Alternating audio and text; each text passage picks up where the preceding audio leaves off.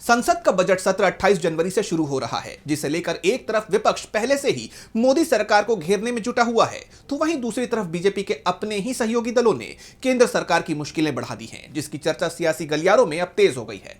तो बीजेपी के किस सहयोगी ने बढ़ाई उसकी टेंशन और क्या है ये पूरी खबर, जानेंगे इस रिपोर्ट में। केंद्रीय बजट 2026-27 से पहले नई दिल्ली में बजट पूर्व परामर्श बैठक आयोजित हुई। इस दौरान बिहार के वित्त मंत्री विजेंद्र प्रसाद यादव ने राज्य की आर्थिक चुनौतियों और विकास की जरूरतों पर विस्तार से अपनी बात रखी। साथ ही बिहार के हितों से जुड़े कई अहम मुद्दे केंद्र सरकार के सामने उठाए। उन्होंने कहा कि केंद्र के कुल कर राजस्व में सेस और अधिभार की हिस्सेदारी लगातार बढ़ी है। साल 2011-12 में ये हिस्सेदारी 10.4% थी, जो अब बढ़कर 13.6% हो गई है। चूंकि सेस और अधिभार को राज्यों के साथ साझा किए जाने वाले विभाज्य कोष में शामिल नहीं किया जाता, ऐसे में बिहार जैसे राज्यों को उनके संवैधानिक अधिकारों के अनुरूप राजस्व नहीं मिल पा रहा है।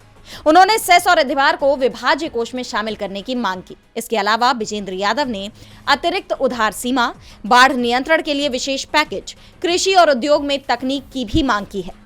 विजेंद्र यादव की इन मांगों को लेकर अब कहा जा रहा है कि जेडीयू ने बीजेपी सरकार की मुश्किलें बढ़ा दी हैं। जैसा कि आप जानते हैं कि आंध्र प्रदेश के मुख्यमंत्री चंद्रबाबू नायडू बजट सत्र के पहले अपनी मांगों को लेकर दिल्ली का दौरा कर चुके हैं और अब इस रेस में सीएम नीतीश कुमार की भी एंट्री हो चुकी है, जिसे लेकर माना जा रहा है कि मोदी सरकार अब दबाव में नजर आ रही है। विपक्ष तो पहले से ही सरकार पर हमलावर है और अब कहा जा रहा है कि बीजेपी सरकार की मुश्किलें दोगुनी हो गई हैं, क्योंकि अगर केंद्र सरकार ने अपने सहयोगी दलों की मांगें पूरी नहीं की तो उसे बड़ा नुकसान हो सकता है। डीबी लाइव की रिपोर्ट।